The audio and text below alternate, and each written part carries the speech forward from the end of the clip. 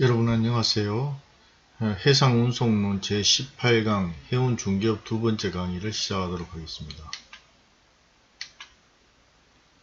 해운중개업과 관련해서는 선박매매 용대선 중개인과 화물운송 중개인, 운송주선인의 상법상 책임의 순으로 공부를 하겠는데요.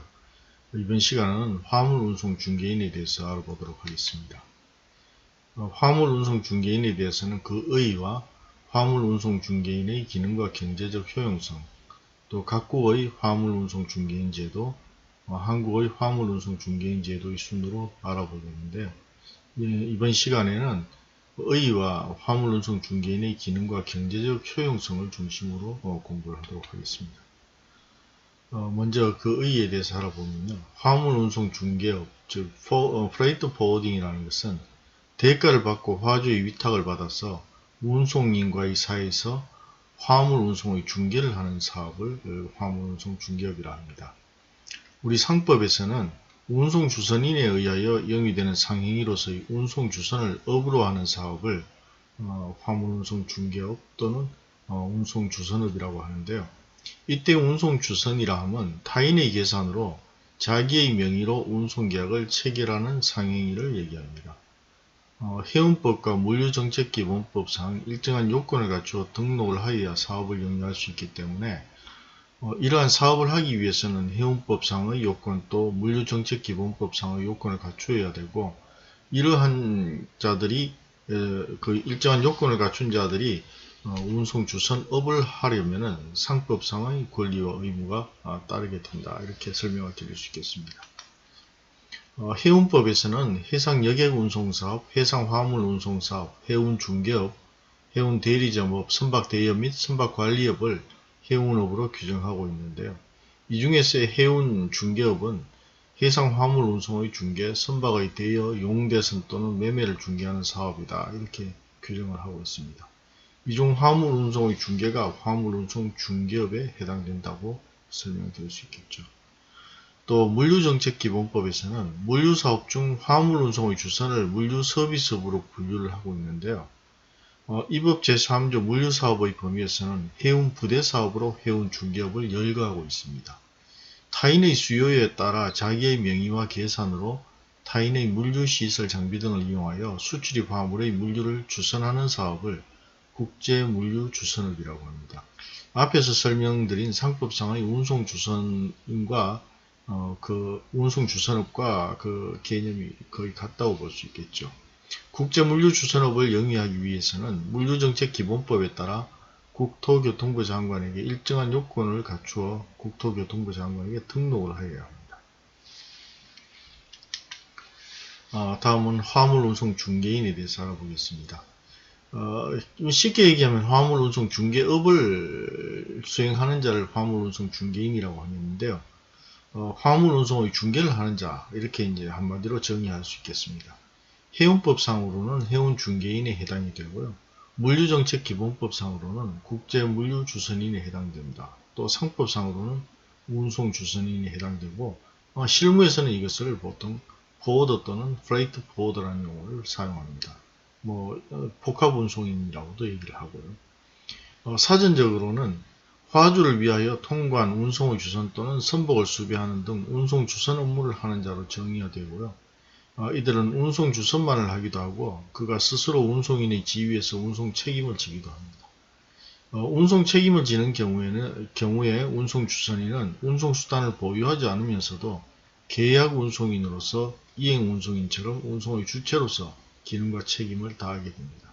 그래서 무슨 얘기냐면은 그 운송 계약을 체결하고 그 화주들의 화물을 모아서 실제 운송인인 선박 소유자라든지 선주라든지 또는 해상 운송인이나 또 트럭 운송인, 항공 운송인과 계약을 체결하는데, 이때 이제 항공 운송인이나 해상 운송인, 트럭 운송인은 이행 운송인이 되는 것이고요.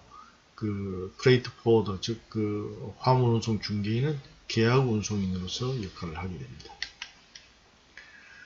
피아타가 있는데요.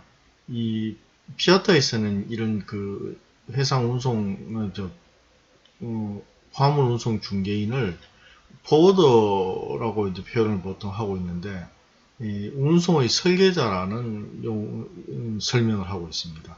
이 화물 운송 중개인이란 국제 교역 화물을 출발 지점에서 목적 지점까지 이동하는 데 있어서 정확한 장소에 정확한 시간에 온전한 상태로 가장 경제적인 비용으로 도착시킬 것을 보증하는 자다. 이렇게 이제 설명을 하고 있는데요. 영어로는 The freight forwarder is the party who ensure that internationally traded goods move from point of origin to point of destination to arrive at the right place at the right time in the good order and condition at the most economic cost.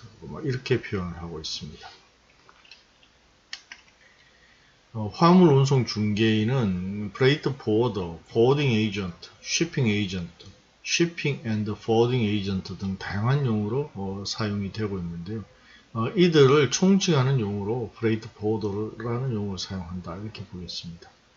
또 forwarding agent는 원래 소량 화물을 철도화차 단위의 화물량으로 집화 분배하는 사업가를 말하는 것인데 유럽에서 이러한 용어가 사용되었습니다. 또 shipping agent라고 하면 주로 매도인을 대리하여 선적 절차 이행, 선적 서류 작성, 선적 등의 일을 하지만 영국에서는 선사를 위해 선복의 판매를 하기 때문에 일부는 지금도 선적 중개인으로서 이들이 활동을 하고 있다고 합니다. 특히 영국에서는 보딩 에이전트가 수행하는 일은 선박, 철도 등의 운송인을 상대로 운송을 주선하고 필요한 경우에는 선박, 철도, 세관 등의 사이에서 여러가지 수선을 하기 위하여 화주의 대리인으로서 행동하는 사람이지만 운송인은 아닌 것으로 인식을 하고 있습니다. 오늘날 화물 운송 중개인이 화주의 단순한 대리인으로서가 아니라 운송인으로서 책임을 지는, 즉 운송계약의 주체로서 행위하고 있고 그 역할에 대한 정의가 점점 확대 변천되고 있다. 이렇게 볼 수 있겠습니다. 그럼 화물 운송 중개인의 그 연역에 대해서 알아보겠습니다. 먼저 유럽에서 이 화물 운송 중개인이 제도가 발달했는데요. 화물 운송 중개인이 언제 등장했는지는 정확하게 알 수 없습니다. 그러나 가장 먼저 나타나는 것은 프라우트라는 그 운송 중개인인데요. 13세기경 유럽의 도시국가 시대에 알프스 산맥에서 라인강 하구로 이어지는 지역에서 그 인접국가 간의 교역이 활발했을 때 프라우트라는 특수 상인 집단이 활동을 해왔습니다. 이 상인과 화물을 마차에 싣고 강도에 대비해서 무장 경호원을 대동하고 국경을 넘을 때마다 통과세를 지불하고 도중에 말을 바꿔가면서 유럽의 여러 국가들을 넘나들었다고 합니다. 화물은 동승한 상인에 의해서 현지에서 매각이 되고 상사제도, 무역관행, 통관, 국제운송, 세제 등에 관한 전문 지식을 갖고 있던 중간 매체로서 지금의 무역업자와 운송업자의 역할을 겸업하고 있는 형태의 상인 집단이다. 이렇게 설명을 드릴 수 있고요.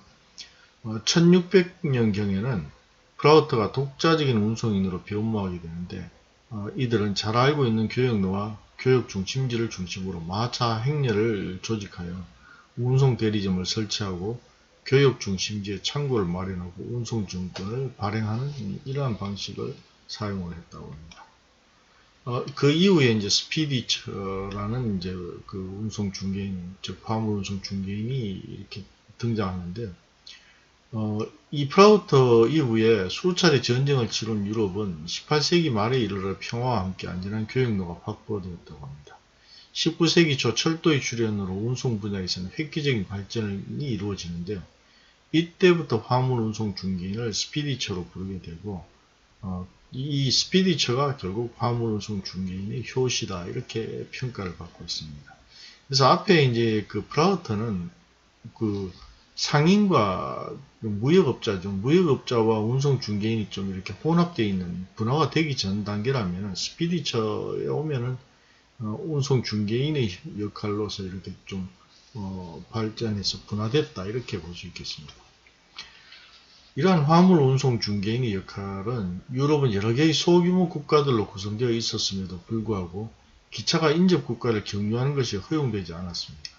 그래서 화물 운송 중개는 오랜 경험을 토대로 운송을 방해하는 장벽을 제거하고 화물 혼재 업무와 운송 증권 발행 등을 담당하면서 실제 운송을 주도하게 됩니다. 또 국제화물운송중개인 제도가 이제 발달하게 되는데요. 19세기에는 많은 독립국가와 속국이 남아 있었으므로 상이한 통화, 운임률에 대하여 고도의 전문 지식과 광범위한 지식이 필요했습니다. 국제화물운송중개인은 법률, 경제 분야의 전문가의 도움을 받아가며 그 기반을 넓히게 되는데요. 19세기 중기부터 말기 사이에는 만족할 만한 법적 지위도 확보하게 됩니다. 20세기에 이르러서는 국제무역의 팽창에 힘입어서 운송 분야의 전문가로서 국제무역 발전에 공헌하게 되었다고 합니다. 다음 미국의 경우에는 우리나라의 경우에는 주로 이제 미국 제도가 많이 이제 들어오게 되는데요. 미국은 유럽에 비해서는 이제 초기 발전은 좀 늦었지만은 영국의 이 식민지로 개척이 되면서 그 이후에 급속도로 이제 발달하게 되는 게 미국입니다. 19세기 후반과 20세기 초반에 걸쳐서 서서히 등장하기 시작하는데요. 제1차 세계대전 이전까지는 미국의 수출 화물 대부분은 뉴욕항을 중심으로 처리가 되었습니다. 선박을 이용한 수출 화물은 걸프만이나 남태평양으로부터 생산된 면화에 불과했고, 미국 서해안의 무역은 철도편으로 뉴욕항이나 뉴올리언즈항으로 운송되어 그곳에서 선박으로 환적되어 운송이 되었습니다. 대량 화물은 1815년경부터 출현한 운송중개인 즉 프레이트 브로커에 의해서 취급이 되었는데요. 선박 측을 위한 업무를 수행하는 경우에는 선박중개인 즉 쉽브로커라고 하고, 송화인을 위한 업무를 수행하는 경우에는 화물중개인 카고 브로커라고 불렀습니다. 미국의 경우에는 이제 국가가 이 일종의 연방국가로 구성이 되어 있으면서 또 대외 교역을 하기 때문에 일단 국내 화물 운송 중개인과 국제 화물 운송 중개인이 이제 구분이 되는데요. 먼저 국내 화물 운송 중개인이 먼저 등장하게 되겠죠. 1825년 1위 운하의 개통으로 수입 화물과 유럽으로부터 이주민을 운송할 수 있게 되었는데, 국내 화물 운송 중개인의 전신인 운송 중개인 즉 포워딩 머천트가 원거리 운송을 단시간에 수행할 수 있게 되었습니다. 1830년에는 남캐롤라이나 철도회사의 전기기관차가 운행을 시작하여 운송수단의 혁명을 가져오게 되고요. 이때 그 한덴에 의해서 국제화물 운송 중개인이 탄생하게 됩니다.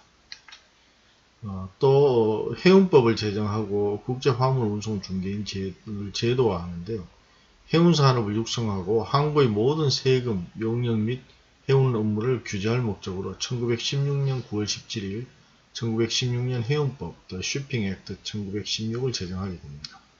1946년 2월 25일 미국 연방대법원은 국제화물운송중개인 즉 International Freight Forwarder도 이 법의 적용을 받아야 한다고 판결을 하게 되는데요. 제2차 세계대전의 발발과 함께 외국 정부들이 운송 대리인에 해당하는 구매 사절단을 파견함으로써 미국의 화물운송 중개업이 영업기회의 박탈로 완전히 없어질 위기에 처하게 됩니다. 이 위기를 극복하기 위하여 미국 의회는 1942년 3월 14일 소위 브랜드 플레이트 포워딩법을 제정하게 됩니다. 1950년 6월 1일 FMC 즉 연방해사위원회인데요. FMC는 화물운송 중개인에게 등록을 하도록 하였으며, 미국 의회는 1961년 9월 19일 퍼블릭로 87-254로 독립해상화물운송중개인 Independent Ocean Freight Board의 면허제를 제도화하게 됩니다. 자, 우리나라의 경우에는 화물운송 중개와 유사한 서비스가 이제 먼저 등장하는데요. 현재의 화물운송 중개인 서비스는 아니라고 하더라도 이와 비슷한 서비스가 1950년대 말 또는 1960년대 초에 등장했다 이렇게 보고 있습니다. 주요 무역 상대국인 그 일본 및 동남아 국가들을 대상으로 견본품 등 소량 화물을 동일 목적지별로 모아서 상자에 넣어 운송하고, 수입 화물의 경우 부산항에서 국내 각 지역별로 화물을 재분류하여 운송하는 형태였습니다. 이러한 서비스는 주로 하역, 육상 운송 및 창구업체가 제공하였는데, 필요에 따라 부수적으로 화물운송 중개인과 유사한 서비스를 제공하게 됩니다. 화물운송 중개업, 프레이트 포워딩의 그 효시로 볼 수 있는 것은 1960년대 말에서 1970년대 초 시기로 보는데요. 이 당시에는 우리가 이제 경제개발 5개년 계획을 추진하고 있던 초기 단계였죠. 초기 단계였는데, 우리 경제가 사실은 이제 1960년대 이전만 해도 뭐 세계에서 최빈국이었습니다. 최빈국이었기 때문에 뭐 수출을 할 물건이 없었던 것은 뭐 당연했을 거고요. 뭐 공장이라든지 뭐 변변한 이런 시설들이 없었습니다. 없었는데 1960년대 초에 경제개발 5개년 계획을 시행하면서부터 급속도로 경제가 성장하게 되었고요. 이때 이제 우리가 부존 자원이 없기 때문에 해외에서 원자재를 수입해서 가공무역을 했는데, 이때는 뭐 우리 자체적으로 어떤 과학기술이 발달하지는 않았다는 점에서 주로 OEM 형태로 이제 해외의 수출 기업의 물건을 현지 생산하는 형태로 해서 다시 이제 수출하고 뭐 이런 형태를 취했습니다만은, 이 이후에 이제 수출이 물동량이 크게 늘어나면서 이제 유럽 지역의 화물 운송 중개인들이 개별적으로 한국에 진출을 하게 됩니다.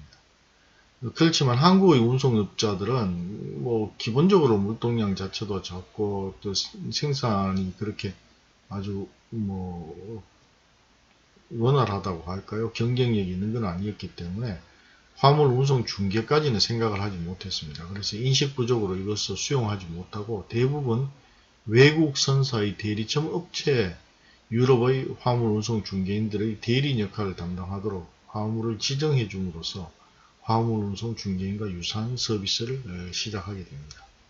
그래서 초기에 우리나라 이제 해운업이 전반적으로 다 그렇습니다만은 자체 이제 선박을 거의 보유하지 못했고, 대개 이제 한국해양대학을 중심으로 우수한 선원들이 양성이 되었습니다만은, 이 선원들도 국내 이제 선박이 거의 없었기 때문에 해외 선박의 송출 선원으로 보통 이제 진출을 하게 됩니다.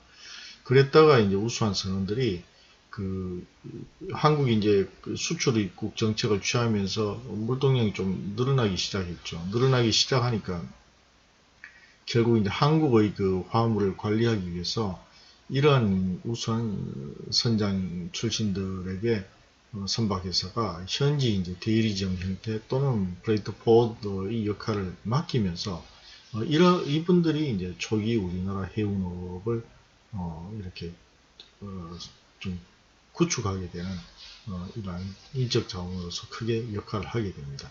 그래서 초기에는 이제 우리 자본에 의해서 이러한 업체들이 생긴 건 아니고 주로 해외의 운송업체나 화물 운송 중개업체 등이 이제 현지에 이러한 업무를 위탁하면서 이제 발생되는 건데요.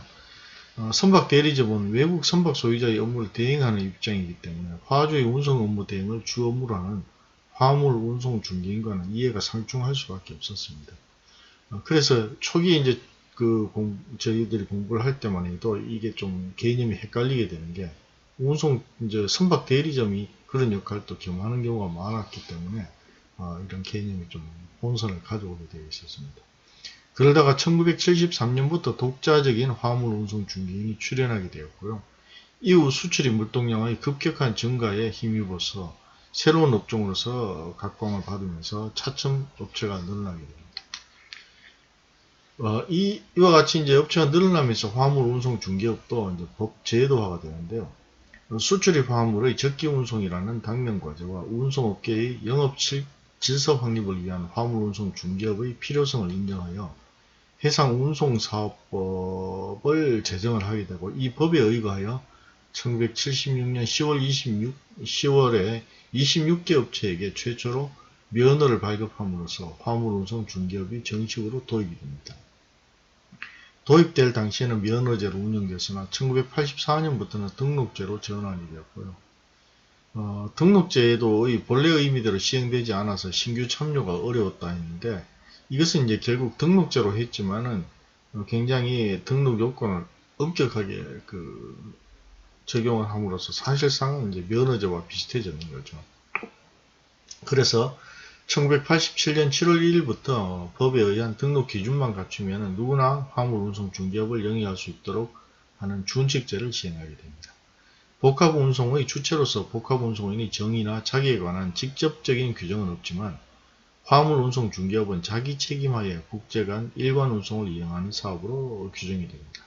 현실적으로 화물운송 중개인은 복합운송으로 불리게 되었으며 이들 사업자 단체가 한국국제복합운송협회가 되었습니다. 1989년 6월부터 내외국인 합작투자가 가능해졌고 1994년 7월부터는 외국인의 100% 투자도 가능하게 되었습니다. 또 항공운송주선업이 도입이 되는데요. 1969년 5월 항공법에 의해서 정식으로 도입이 됩니다. 1991년 12월 화물유통촉진법이 제정됨으로써 1993년 12월 항공법에서는 삭제되는 등 많은 변청 과정을 거쳐서 오늘날의 국제물류주선업에 이제 또 이르게 되었는데요. 1996년 1월부터는 100% 외국인 투자가 가능하게 되었습니다. 이 100% 외국인 투자가 가능하다는 것은 어떤 의미냐면 이 산업이 발달하기 전에 또 우리나라가 그 자본이 축적되기 전에는 외국인 투자가 필요하긴 하지만은 국내 산업을 발전시키기 위해서는 일정한 그 제도적 보호 기간이 필요하겠죠. 이때는 이제 면허제라든지 그 등록제 등을 통해서 엄격하게 규제를 하다가 투자에 있어서도 투자 지분을 50% 이상 넘지 못하게 외국인들에게 이제 제한을 보통 대부분 국가가 그렇게 하고 있는데 이제 그 외국인에게 100% 투자가 가능하도록 문을 개방했다는 것은 국내 기업도 상당 부분 그 경쟁력을 갖추고 있기 때문에 직접적인 경쟁을 해도 어느 정도 생존하는 데 문제가 없다고 보는 시점이라고 볼 수 있습니다. 그래서 90년대는 이미 상당히 우리 경제 수준이 높아졌다 이렇게 볼 수 있겠습니다. 국제물류주선업은 운송수단별로 각기 다른 법률에 규정되어 있는 화물운송중개인을 하나로 통합하여 한 사람의 운송인이 자기 책임하에 두 종류 이상의 운송수단을 결합하여 일관 운송하는 체제를 도입하기 위해서 생겨난 업종입니다.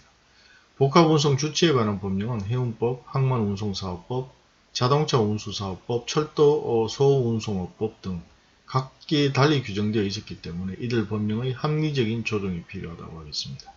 복합운송인이 육해공 일관운송 및 이에 부수되는 포장, 보관, 통관 등의 업무를 종합적으로 처리할 수 있도록 하여 국제 경쟁이 가능한 복합운송업체를 육성한다는 계획하에 1991년 12월 14일 화물유통촉진법을 제정하게 됩니다. 화물유통촉진법과 물류정책기본법의 제정이 이제 중요한 전환점이 되는데요.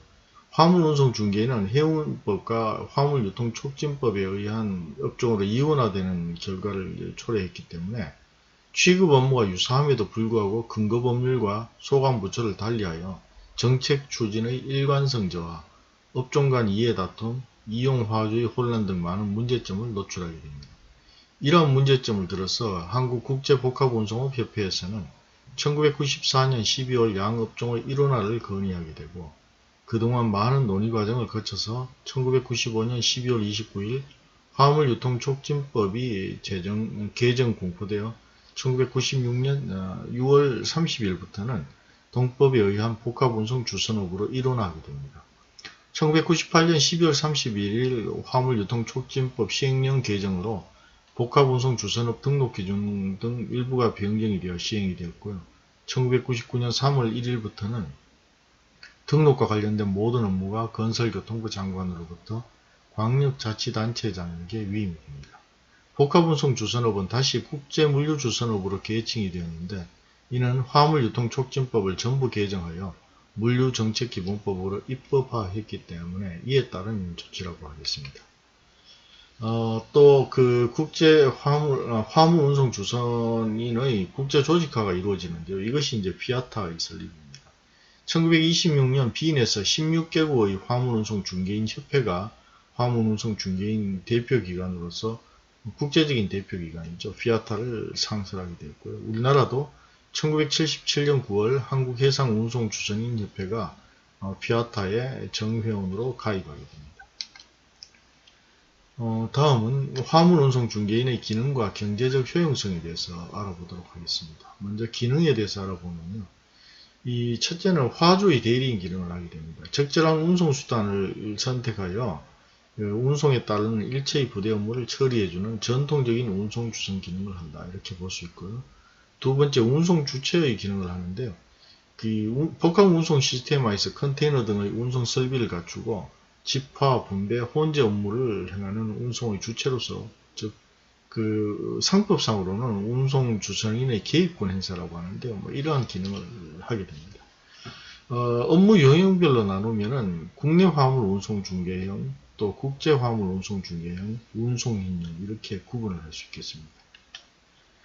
국내 화물 운송 중개형 화물 운송 중개인은 활동 영역이 국내적이거나 부분적인 특정 범위에 한정이 됩니다. 반면 국제 화물 운송 중개형 화물 운송 중개인은 국내 업무에 추가하여 국제적 네트워크를 결합한 유형이라고 할 수 있고요. 운송인형 화물 운송 중개인은 기존 운송 주선 외에 복합 운송인 또는 MVOCC로서 직접 운송 계약을 체결하는 경우도 있습니다. 그래서 이러한 기능이 업종별로 구분되어 있다기보다는 운송 주선인이 그때그때 그 화물 운송 중개를 어떻게 하느냐에 따라서 달라진다고 보겠습니다. 다음은 화물 운송 중개인의 기능에 대해서 구체적으로 알아보겠습니다. 첫째, 전문적 조언자 역할을 합니다. 화주의 요청에 따라서 해상, 항공, 철도, 도로 운송의 소요 비용과 시간, 신뢰성, 경제성을 고려하여 가장 적절한 운송로를 채택하게 해줍니다. 또 운송수단, 운송로에 따른 화물 포장 형태 및 목적지의 운송 관련 각종 법령 규칙을 알려주고 운송 서류를 용이하게 작성하도록 하는 등 일체의 조언을 하게 됩니다. 둘째, 운송계약의 체결 및 운송수단의 예약 기능을 가지는데요. 특정 화주의 대리인 자격으로 자기 명의로 운송계약을 체결하게 되고요. 운송계약을 체결할 때 특정 선박 또는 항공기를 예약할 수 있습니다. 선사 또는 항공회사는 화물 운송 중개인으로부터 구두 예약을 접수하여 화물의 명세, 필요한 컨테이너 개수, 운송 조건 등을 기재한 선복 예약서를 작성하고요. 화주는 선복 예약서에 기재된 조건대로 선적할 수 있도록 하고 있습니다. 셋째, 관계 서류의 작성 업무를 수행하는데요. 선화증권, 항공운송장 또는 이와 유사한 서류, 통관서류, 원산지 증명서, 보험증권, 선적지시서 등의 작성 업무를 수행하게 됩니다. 서류는 화물운송 중개인이 직접 작성하든가 또는 화주의 작성에 조언을 하게 됩니다. 넷째, 통관 수사업 업무를 하는데요. 주요 항만이나 공항에 사무소를 두고 세관원 및 관세사들과 긴밀한 접촉을 유지하면서 화주를 대신하여 관세사를 통하여 통관 수송을 하게 됩니다. 통관 절차는 매우 복잡하므로 전문 지식과 풍부한 경험이 필요하고요. 한국의 경우 예외적으로 인정하는 경우를 제외하고는 관세사나 자기 명의 통관 허가를 받은 자만 할 수 있습니다. 반면 영국에서는 화물 운송 중개인이 이를 직접 할 수 있고요. 미국에서는 세관에서 인가를 받은 화물 운송 중개인이 통관 중개인의 자격으로 통관 업무를 할 수 있다고 합니다. 다섯째, 운임 및 기타 비용의 대납 업무를 하는데요. 화물 운송 중개인과 화주 간에 통상의 거래 관계가 확립되어 있는 경우 화물 운송 중개인은 고객을 대신하여 모든 비용을 대납하게 됩니다. 수출업자는 보통 선사, 항공사, 기타 운송인 및 하역업자, 컨테이너 보관시설, 기타 설비 등을 이용하게 되고요. 이러한 업무가 화물 운송 중개인을 통하여 이루어지게 되면 이 비용을 화물 운송 중개인이 대납하고 수출업자는 화물 운송 중개인에게 일괄 지불함으로써 절차가 간소화됩니다. 이와 관련하여 해외의 거래관계를 통하여 현금 인도의 평리를 제공하는 수도 있고 고객을 위하여 LC나 외환 매매 등에 관한 은행 업무의 수배를 하기도 합니다. 여섯 번째, 포장 및 창고 보관 업무를 수행하는데 화물의 포장 방법에 대해서는 운송수단이나 목적지에 가장 적절하고 효과적인 것을 화주에게 조언하게 됩니다. 운송인 자격으로 소량 컨테이너 화물 LCL의 통합 분배 또는 혼재 업무를 행하기도 하기 때문에 자기의 창고를 소유하여 일시적 또는 단기적인 보관 서비스를 제공하기도 합니다. 일곱 번째, 보험계약을 주선하기도 하는데요. 가장 유리한 저가보험의 종류, 보험금액, 보험 조건 등에 정통하기 때문에 화주를 대리하여 보험계약을 주선할 수가 있습니다. 화물의 사고가 발생한 경우에는 보험사고의 처리와 관련하여 화주를 효율적으로 보호하는 기능을 수행합니다. 여덟째, 화물의 집화, 분배, 혼재 서비스를 수행하는데요. 여기는 분배가 되겠습니다. 전통적인 주선인으로서가 아니라 운송인으로서 화물 운송 중개인은 화물의 집화, 분배, 혼재 서비스 등을 하게 되는데, 오늘날은 운송인으로서의 업무가 화물 운송 중개인 본연의 중요한 기능이라고 할 수 있겠습니다. 아홉 번째, 관리업자, 분배업자의 업무를 수행하는데요.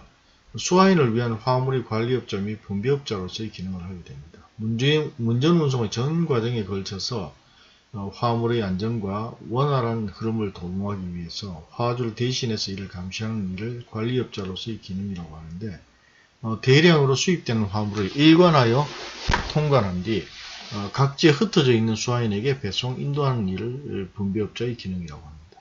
최근에는 삼자물류에까지 그 영역을 넓혀서 삼자물류업체로서의 업자로서의 역할도 수행하게 됩니다. 열 번째는 시장조사 업무도 수행하는데요. 해외의 거래망을 통하여 수입업자를 소개하고 국내 시장에 관한 정보를 수집하고 여러가지로 수출입업자를 지원하는 기능을 수행하게 됩니다. 다음은 해상 화물 운송 중개인의 경제적 효용성에 대해서 알아보겠습니다. 먼저 수출업자의 입장에서는 복잡한 국제 화물 유통 관련 업무에 관해서 화물 운송 중개인을 이용함으로써 비용, 시간, 인력의 절감 등을 꾀할 수 있습니다. 자기 기업 내의 운송 전문 인력을 두지 않고도 화물 유통 정보, 운송 지식, 운송에 관한 노하우 등 최적의 조언을 활용할 수 있어서 자기 본업인 생산과 판매에 전념할 수 있다고 하겠습니다. 다음, 수입업자 입장에서는 수화인은 화물 수령에 필요한 서류 작성 및 절차에 관해서 화물 운송 중개인의 조언을 용이하게 입수할 수 있고, 자기의 고유한 업무에 전념하고 있으면 화물 운송 중개인은 화물의 도착 통지를 해줄 뿐만 아니라 수화인의 원전까지 화물을 인도할 수 하게 되기 때문에 굉장히 편리하다고 볼 수 있습니다. 다음은 규모의 경제를 실현할 수 있는데요. 다수의 송화인으로부터 위탁받은 선복 협상권을 활용하여 화물량을 대형화하여 이행운송인과 협상을 하게 됩니다. 유리한 운임과 운송 조건을 유도함으로써 규모의 경제를 실현해서 화주에게 이익이 된다, 이렇게 보는데요. 제가 한 10년 전에 서울에서 조찬 모임에서 발표를 한 적이 있는데요. 그때 질문이 이제 몇 가지 들어왔는데, 보통 이제 거기에는 기업 전현직 기업의 CEO들이 이제 목록인데, 이 운송과 관련돼서 이제 화주 업체의 대표인 것 같은데요. 화물에 이제 사고가 발생했는데, 선사에서 이제 운송인 책임 면책을 이제 주장하니까 화물 손상에 대해서 손해배상을 받기 어렵다. 이것을 제대로 받는 방법이 뭐 있느냐, 이렇게 이제 질문이 들어왔어요. 근데 법적으로 이제 제가 설명할 때는 상법상 운송인 면책 사유에 해당되면은 사실상 손해배상 청구를 하기 어렵죠. 어려운데 이제 실무에서는 좀 다른 면이 뭐냐면 아주 우리나라 1, 2비의 대형 선사에서 부회장을 하신 분이 거기에서 조언을 하시기를 손해배상을 꼭 받아야 될 그런 화물일 것 같으면 세계적으로 아주 규모가 큰 파워가 있는 프레이트 포워더를 이용하라, 이제 그런 얘기겠죠. 이게 왜 그런 얘기가 나오냐면, 지금 규모의 경제를 실현한다고 했는데 소량 화물을 가지고 있는 송화인들의 화물을 많이 결집을 시켜 자기가 이제 운송 중개를 하게 되면 그것을 다 모아서 실제로는 화주들의 화물을 다 모아가지고 선박회사에다가 화물 운송 의뢰를 할 때는 자기가 화주 역할을 하는데, 이게 이제 전 세계에 있는 많은 화물을 모아가지고 운송 의뢰를 하는 형태가 되기 때문에 이 사람을 화주로 봤을 때 선사에 대해서는 지속적으로 화물을 계속 공급하는 대량 화주이기 때문에 무시하지 못할 어떤 커머셜 뷰 포인트, 즉 상사적인 관점에서 봤을 때는 파워를 가지고 있는 거죠. 그래서 이 화물에 대해서는 법적으로는 면책 사유에 해당된다 하더라도 손해배상을 해줘야 되겠다면 영업적 관점에서 이것을 무시할 수 없다는 겁니다. 그 대신 이제 이런 파워가 있는 브레이트 보드의 경우에는 운임이 상당히 비싸지겠죠. 이제 보딩 비용이라든지 수수료든 아니면은 운송인으로서 운송주선의 개입권을 행사했다 하면은 운임 자체가 비싸지는데, 높은 운임을 주더라도 파워가 있는 데 맡기면은 그만큼 자기 화물에 대한 권리 보호를 더 받을 수 있다. 이런 의미로 받아들일 수가 있습니다. 이게 실제로 이제 실무에서는 그 상사적인 관점이 법적인 관점보다 앞선다고 볼 수 있고요.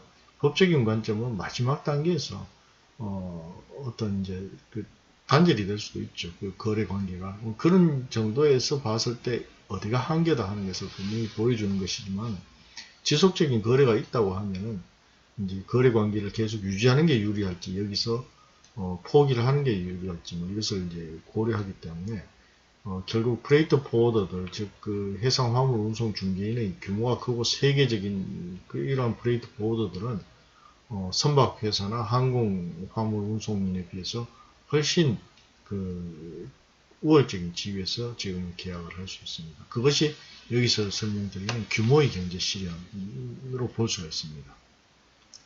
다음은 최적의 운송 시스템의 선택인데요.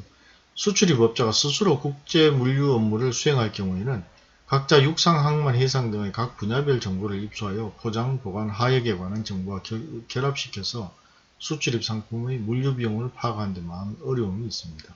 화물 운송 중개인을 이용할 경우 수출입업자의 활동을 최소화시킴으로써 일관 운송 서비스를 수행하기 위한 해당 상품의 운임 부담력 또는 수급의 완급에 따라 최적의 운송 시스템 선택이 가능하다고 하겠습니다. 다음은 이행 운송인의 입장에서는 화물 운송 중개인은 이행 운송인에 대한 관계에서 화주의 입장이 되기 때문에 운송인이 화물 운송 중개인을 이용할 경우 일반 화주와 직접 교섭하는 것보다 많은 이익을 누릴 수가 있습니다. 항공 운송인은 화주를 상대로 직접 집하 활동을 하지 않으며 보통 계약 대리점을 통해서 집하를 하는데 이러한 경우에 항공 운송인은 이행 운송인이고 이러한 이행 운송인은 화물 운송 중개인을 이용한다. 이렇게 볼 수 있겠습니다. 자, 이번 시간 강의 내용 중에서는요. 물론 여러분들이 자료를 조금 더 보완해서 공부를 해야 되는데 해운법, 상법, 물류정책기본법상 해운중개인의 정의에 대해서 비교 설명할 수 있도록 해야 되겠습니다. 두 번째, 유럽에서의 화물 운송 중개업의 역사에 대해서 여러분들이 잘 이해를 해야 되겠죠. 세 번째, 우리나라에서 화물 운송 중개업의 역사에 대해서도 한번 설명해 보도록 합시다. 네 번째, 화물 운송 중개인의 기능에 대해서 여러분들이 토론해 봅시다. 다섯 번째, 화물 운송 중개인을 이용할 경우와 운송인이나 화주가 직접 운송을 수배할 경우의 장단점을 비교해서 토론해 보도록 합시다. 이상 제 18강 강의를 마치도록 하겠습니다.